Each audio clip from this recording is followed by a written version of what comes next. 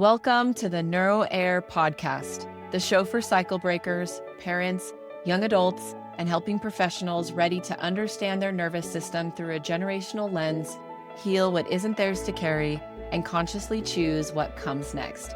Hi, I'm your host, Leanna Hunt, an associate clinical mental health counselor and certified performance coach.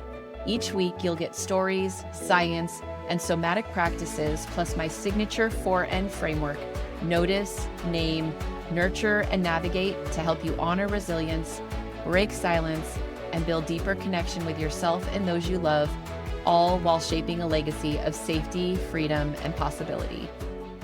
Welcome back to the NeuroHeir Podcast.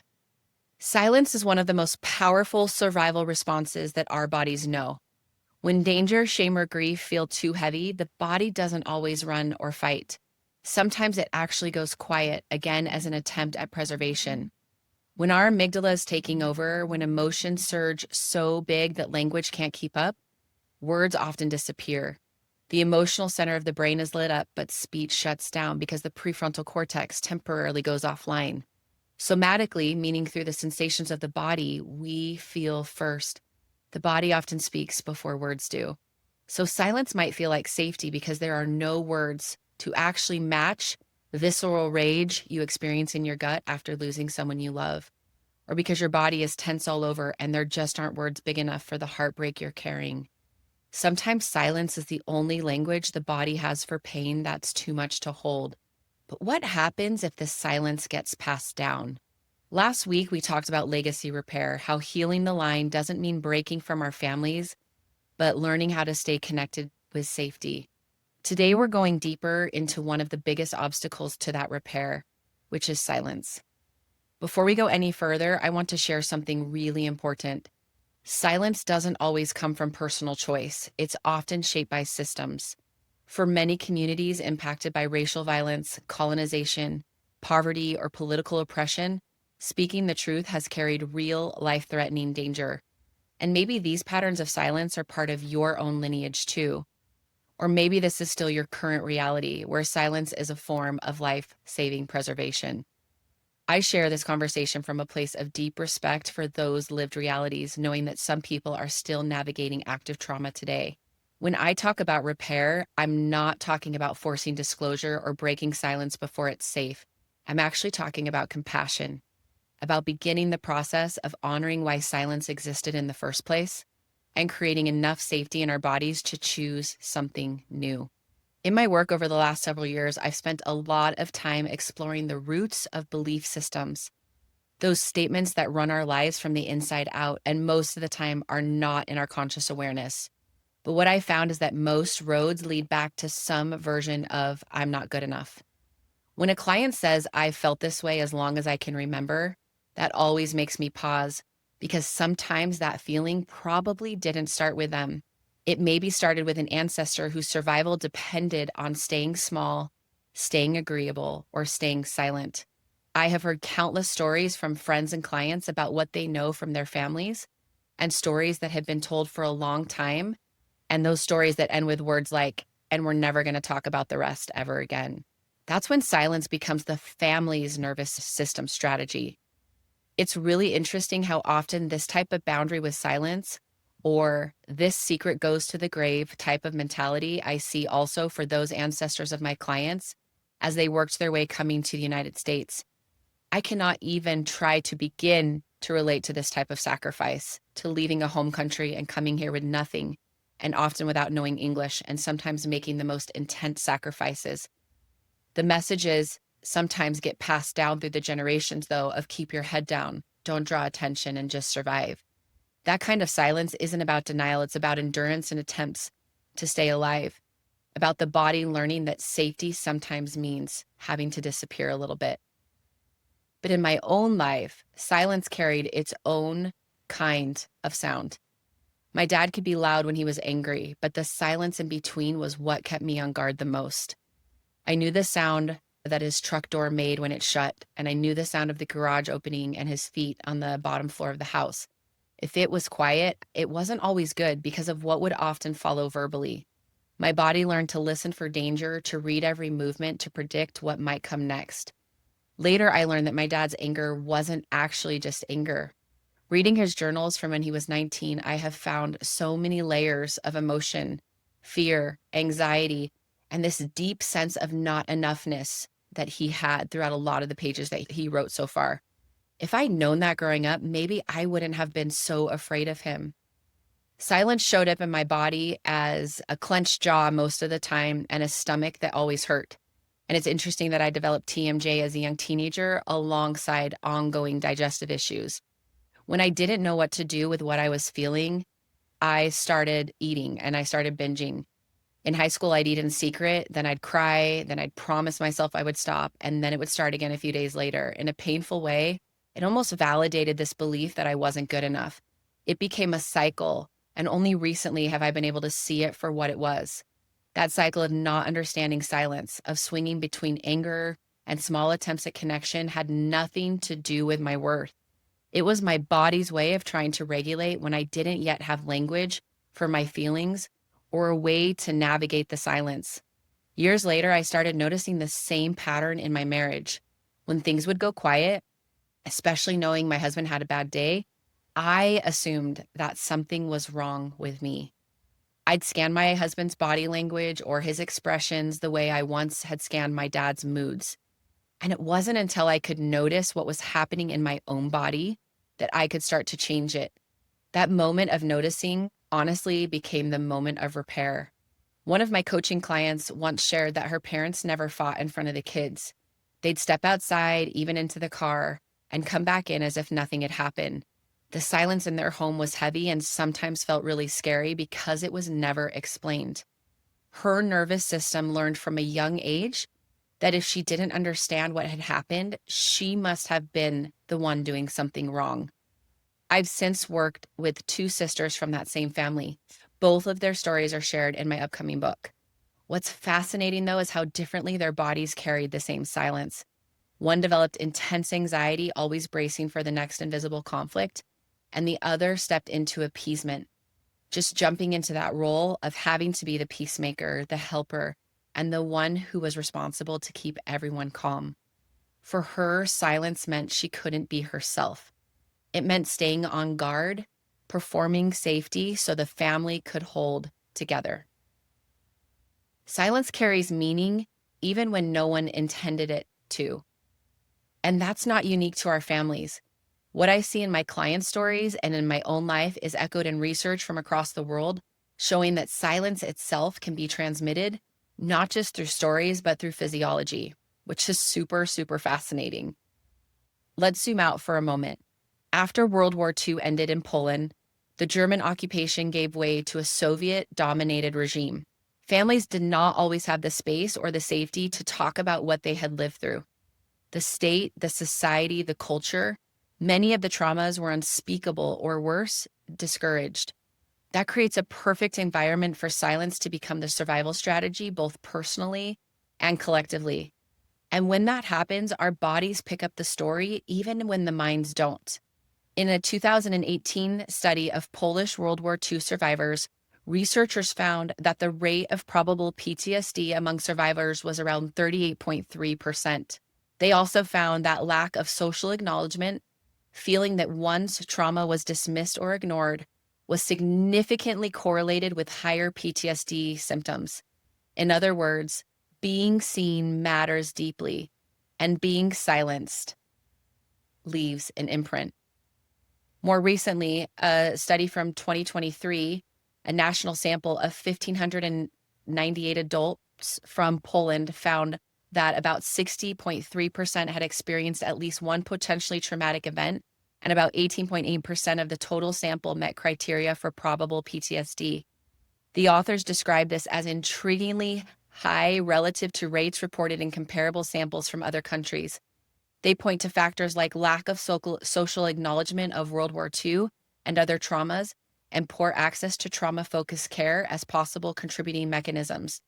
What this tells us is when silence becomes normalized within families and systems, the body carries the cost, even decades later.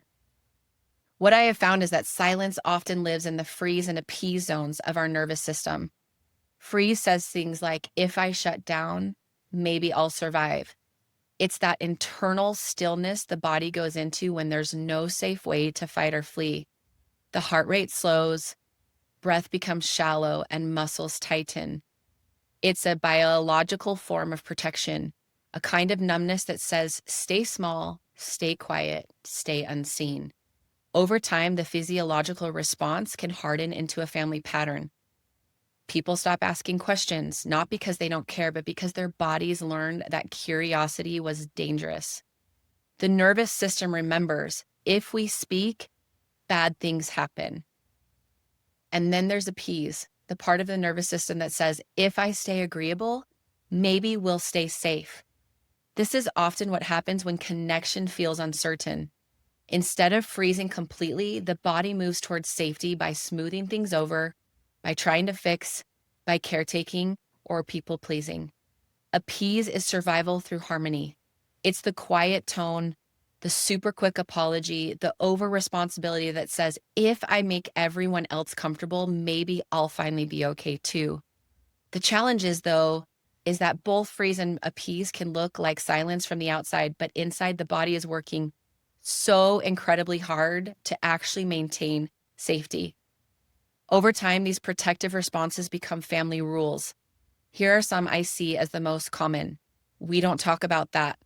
We keep the peace in this family. Move on. Just let it go. And when those rules get repeated often enough, they become inherited nervous system codes, unspoken agreements that outlive years and years after the original danger. When truth feels threatening, the window of tolerance narrows. In trauma-informed language, the window is the space where our nervous system can stay connected and grounded while still feeling what's happening. It's where we can think and feel at the same time. When I first teach clients about the window of tolerance, I hold my hand to my eye in a tight circle like this, just like a little scope, and ask them what they can see. They always laugh a little and say, well, hardly anything. When we look together at one of the large windows of my office, we do that next.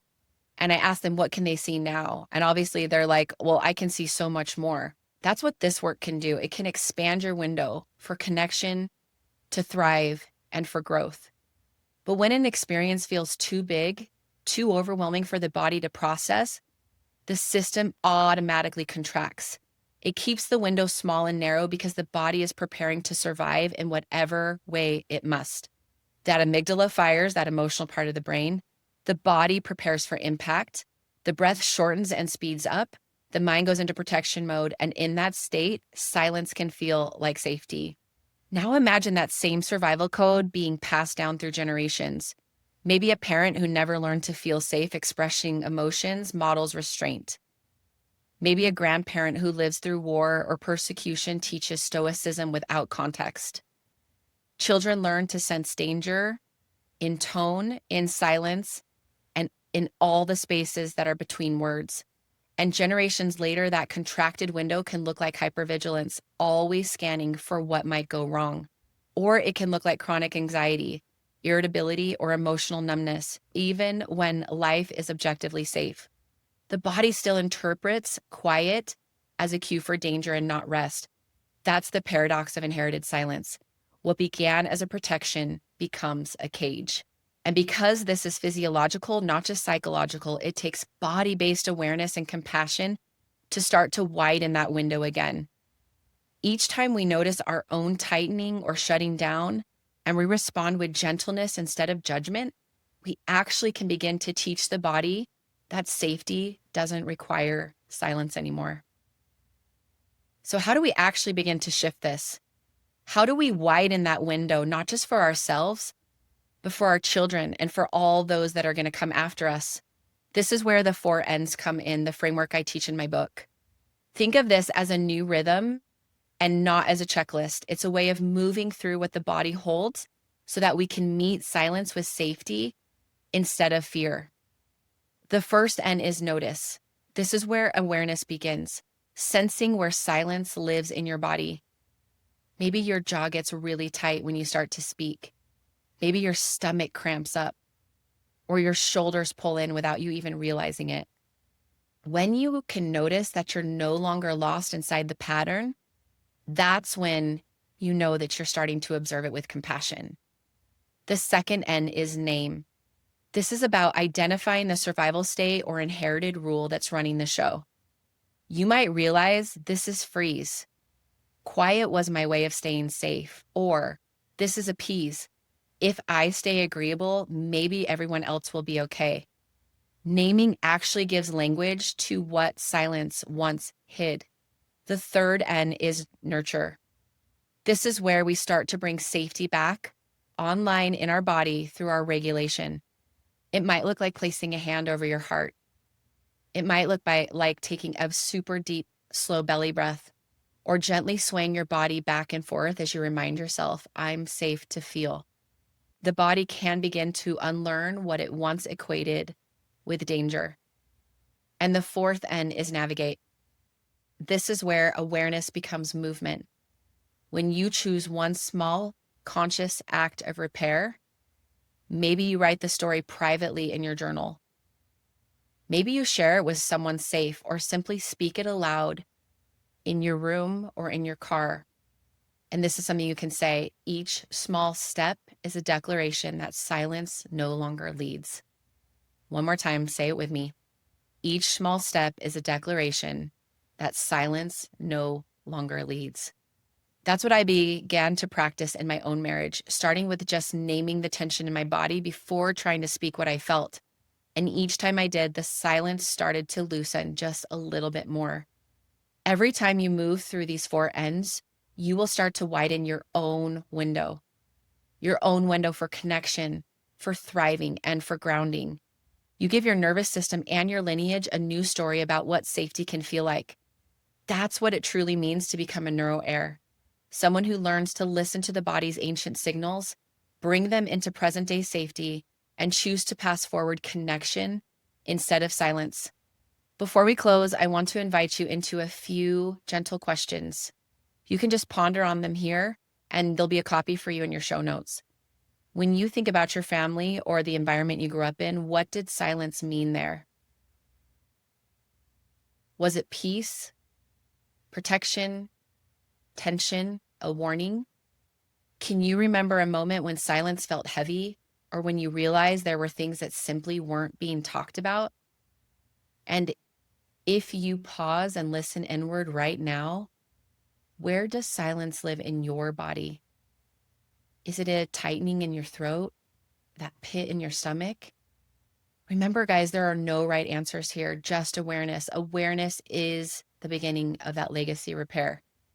If you want to go deeper, again, these prompts are listed in the show notes below, along with several others. Please use them as a starting point for curiosity. It might be helpful for you to write them in your journal and then take a long time to reflect. Reflect compassionately without rushing to have to make a meaning. I want to invite you into a gentle closing practice with me. Just simply take a slow breath in through your nose and slowly exhale through your nose or mouth.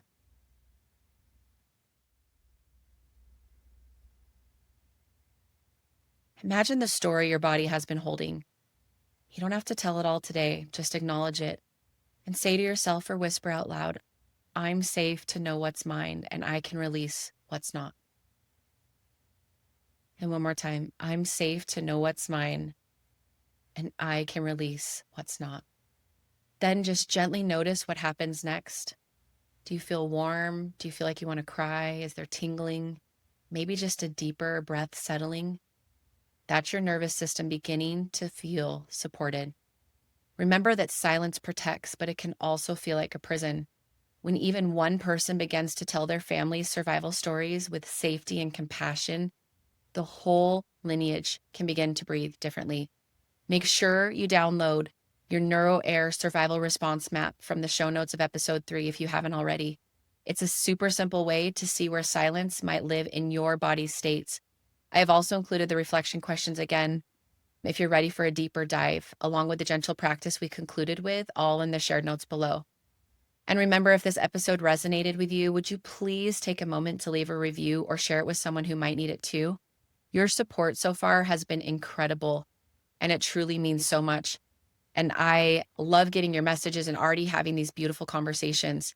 In the next episode, we get to talk to my husband, David, And we're going to talk about our 25-year journey of learning what it means to regulate ourselves before waiting for our partner, and how we've navigated silence, communication, and nervous system work in our own marriage. So make sure you guys tune in to that episode. Until next time, see you later.